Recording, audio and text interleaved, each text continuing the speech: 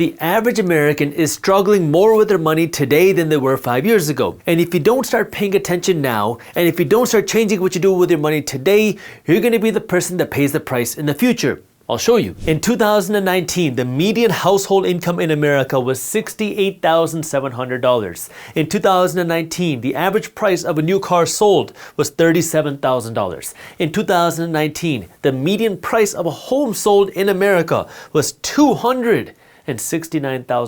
And in 2019, the average price of groceries for a family of 4 in America was $166 a week. Now let's fast forward to 2013, just 4 years later. The median household income in 2023 is expected to come in at right around $76,000, which is right around an 11% increase from 2019, rounded up. The average new car in 2019 sold for $48,000, which is an increase of 29% from 2019. The median home sold in 2023 was $412,000. That's an increase of 53% from the year 2019, just 4 years ago. And the average price of groceries for a family of 4 following the low-cost plan, according to USA Today, was $243 a week back in 2013, which is an increase of 46% from the year 2019. Now, you can start to see why more and more Americans are struggling today than they were just a few years ago, because incomes have increased since 2019, and this is the rounding up numbers, but incomes have not increased fast enough to keep up with the higher cost of cars. They haven't kept up fast enough to keep up with the higher cost of housing, and they haven't kept up fast enough to keep up with the higher cost of groceries. And guess what? The average person needs a car. The average person needs a place to live, and the average person needs some food to eat. So now when the average person is seeing their incomes rise not fast enough to keep up with the higher cost of living, you can start to see why more and more Americans are starting to struggle with their finances. And if you've heard me say any time in the last number of years, it is so important for you to become financially self-reliant so you don't rely on somebody else like the government to take care of you. The reason why is because now if you ask the government what's going on in the economy, they'll go on these great media tours talking about how strong the economy is, how strong the average American is, and how strong the middle class is, while at the same time the average person is struggling more in the economy today than they were years ago, and most people can't figure out why. Now this is where most people get stuck. Maybe they start pointing fingers, blaming the problem at somebody else, but that doesn't actually fix the problem. And what I want you to understand here in this video is this issue is happening and it's going to continue to happen. Inflation is going to stay. The Federal Reserve Bank has even said that they want inflation. Now they say that they want 2% inflation, but they still want inflation, and inflation disproportionately hurts people who have to spend money. It benefits the investor, but it hurts people who have to spend money, and this is why I want you to understand what's going on. That way you can win in this economic system by changing what you do with your money. I'll show you. If you want to be able to win financially in this economic system, you have to start by understanding how our economic system works. And the best way for me to diagram this is through this chart right here that I created, which has 3 entities in our economic system. C, the consumer, I, investors, and B, the businesses. Now, every single person in the United States is a consumer. I don't care if you're rich, middle class, or poor, everybody's a consumer because everybody's got to eat. But very few people leave just this consumer circle and actually become investors or business owners. Now, you don't have to go out and become a business owner, but you have to become an investor if you want to win in this economic system.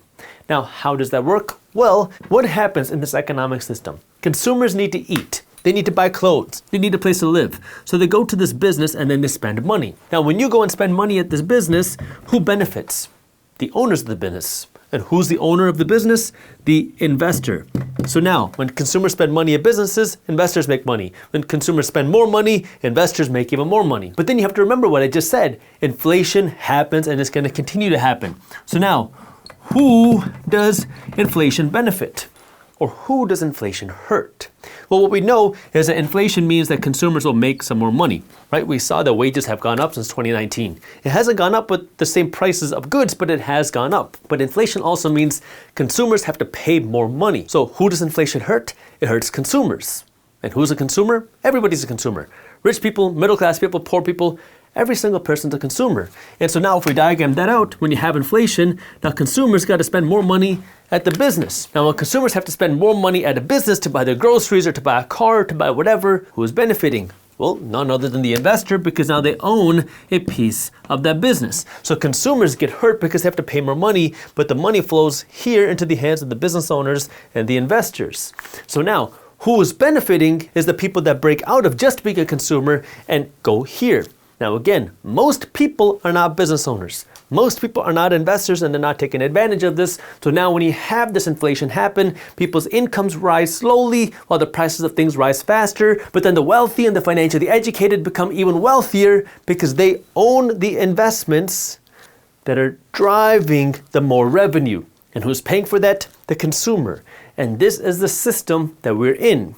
So now if you want to win in this system, you have to break out of just being a consumer, and you have to start being an investor. Now, of course, you can go and become an entrepreneur as well. You can go and build a business, but that's not for most people. I'd love it if you started a business, but again, it's not for most people. So I'm not going to talk about that here, but every single person in the United States needs to, at the very least, become an investor. That way you can win in this economic system. Now, before I move on to the next part of this video, I want to remind you that for those of you who want to stay up to date on what's happening in the top finance and business news, my team at Briefs Media puts together an amazing newsletter called Market Briefs for free every day that you can join, which will break down what's happening in things like the economy, the housing market, the stock market, the crypto market, and the global economy into a fun, witty, and easy to read newsletter. You can read Market Briefs in less than 5 minutes every morning, and it's completely free. So if you'd like to join Market Briefs and stay up to date on what's happening in the financial world, well, you can join Market Briefs by clicking the link down in the description below, where you can go to briefs.co/market. That's briefs.co/market. And now let's talk about what you should be doing. For you to go out and become an investor, that means that you're going to have to take a piece of your paycheck, and instead of spending all of that money, you have to take that piece of the paycheck and you have to use this money to go out and buy assets. What are these assets? It can be things like stocks, it could be things like ETFs, it could be things like index funds, it could be things like mutual funds, it could be things like rental properties, it could be like investing in your own business. It has to be something that you're buying for the purpose of making money. But the thing that you have to understand here is that in order for you to succeed with this, you can't spend all of your money. And the problem that so many people have here, especially in this system, is they make money and then they spend all their money. And nowadays they go deeper into debt to spend even more money. And then they have nothing left to go out and invest. Because now not only are they spending all their money, but they're relying on outside money, things like credit card debt or other forms of debt, to continue funding their lifestyle. So they have negative money to be able to go out and invest. But in this economic system, the only way that you can win is if you become an investor, which means that you're going to have to change the system, which means not only can you not rely on debt to keep funding your lifestyle, but you can't keep spending all of your money. Now you might say, but Jaspreet, you just showed me how much more expensive things are. How am I supposed to be able to fund my lifestyle if I can't spend all my money? Now this is where you're going to have to make some financial sacrifices. And I understand this is tough. And it's especially more tough today because everything is so much more expensive. But if you don't make this sacrifice now, it's going to become even more difficult in the future. And that's why I want you to understand that, look, this is the situation that we're in. And if you don't grab a hold of where you are today, it's only going to get worse. That's why right now you have to start changing what you do with your money, which means you're going to have to start by cutting back on your expenses. Now I want you to understand this. My goal for you is not to be a penny pincher. My goal for you is not to live small for the rest of your life, but my goal for you is to make the sacrifices during the right phase. That way you have the ability to grow the pie, you have the ability to earn more money and live the life you want without having to worry about money. But in order for you to get there to the point where you don't have to worry about money, you got to make the sacrifices first. And that means right now, you got to cut back on the spending.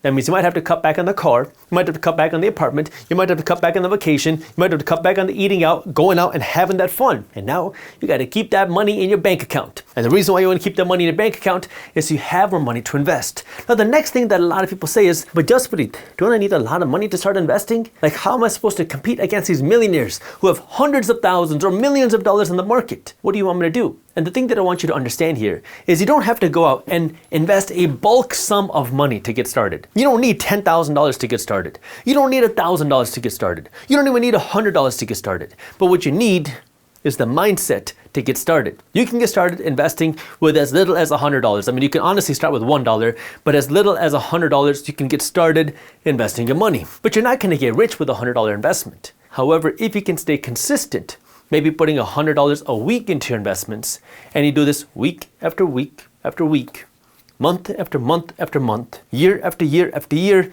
now you can start to see that you're going to start putting away more and more money towards your investments. And not just that, the goal is to be investing your money into things that are growing in value. So now, if you keep putting $100 aside into your investments, well, those $100 that you keep investing will hopefully start growing with time. And as those $100 are growing, you keep putting more bills into the stack. And then as you start to earn more money, maybe instead of putting $100 a week, you start putting $125 a week. Maybe $150 a week, maybe $200 a week, maybe $1,000 a week, depending on what you're doing to earn more money. But now the game is you're working to invest your money to grow this pie, but you're also throwing more money into the pie. And as your pie is making more money, you keep throwing that money back into the pie. So it's kind of like if you've ever been to a cold state before, building a snowball. See, I'm from Detroit. In Detroit, when you build a snowball, you start off very small. And then if you want to make it even bigger, you're going to start rolling it. And in the beginning, when you're rolling the snowball, it's not going to go anywhere. I mean, it's going to gain a little bit of snow because it doesn't have that much surface area to attract more snow. But if you keep doing it and you keep doing it and you keep pushing it, what you'll see is that the snowball starts to get bigger. And as the snowball starts to get bigger, it can grow even faster because it has more and more surface area. The bigger the snowball gets, the faster it can grow. It's the same thing with your money. In the beginning stages of you trying to invest your money and build your wealth, it is going to be a slow and tedious process. Because when you invest your first $100, a 3% return is $3. Doesn't really seem like that much to you. But then when you keep investing your money week after week after week after week, year after year, that's when you're going to really start to see that progress. I like to call this the decade of sacrifice. If you really want to see that big change in your finances and this decade of sacrifices, now you're going to be working to live smaller and earn more so you have more money to invest, because these investments are what's going to make you wealthy. Now, you got to understand, just because you invest your money doesn't mean you're guaranteed to make money. And at this point you might say, Jaspreet, what are you talking about now? That doesn't sound like very good news. But what you want to remember is that your goal is to be a long-term investor, not somebody who's just investing for the short term. Because the mistake that so many people make is people will get started. They'll get excited about this idea of investing $100. So they put $100 a week, every single week into the markets. And for a little while, they see the markets go up. So now they see a few $1,000s in there, $10,000 in there, $15,000 in there. And then something happens in the economy. The market crashes. And now they see their stock portfolio fall by 30%. You went from $15,000 all the way down to $10,000, and naturally your heart starts to beat a little bit faster, and now you start to panic, you don't know what to do. You're seeing your money go down, you see it going down to $9,800, and now you decide to sell.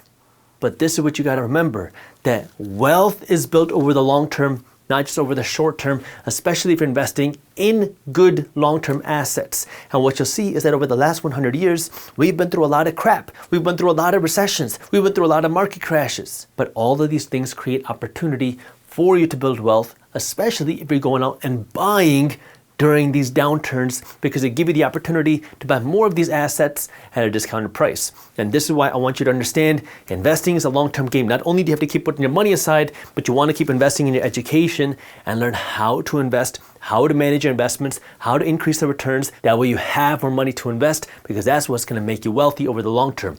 It's not spending all of your money, it's putting your money to work in your investments. If everybody in America lost their job on this coming Monday, by Wednesday, 40% of America will run out of money. And by the following Wednesday, 60% of America will be completely drained of all of their cash. At this point, you might say, Jaspreet, what are you talking about? People don't have to run out of money. They can still buy things with their credit card.